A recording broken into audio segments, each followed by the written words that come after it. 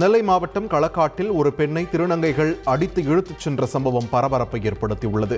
களக்காடு பெருமாள் கோவில் அருகில் வாடகை வீட்டில் வசித்து வரும் பெண்ணை திருநங்கைகள் சிலர் ரோட்டிற்கு இழுத்து வந்து கொலைவெறி தாக்குதல் நடத்தியுள்ளனர். தகவலறிந்து போலீசார் சம்பவ இடத்திற்கு வந்த பின்னர் அந்த பெண் விடுவிக்கப்பட்டார்.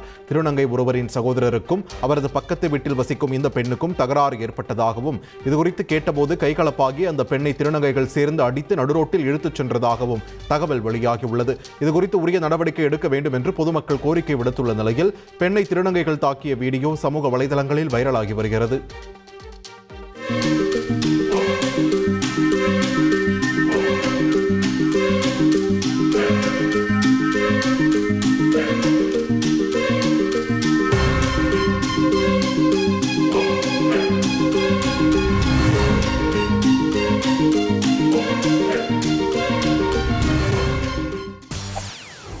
செய்திகளை உடனுக்குடன் தெரிந்து கொள்ள உடனே சப்ஸ்கிரைப் பண்ணுங்க.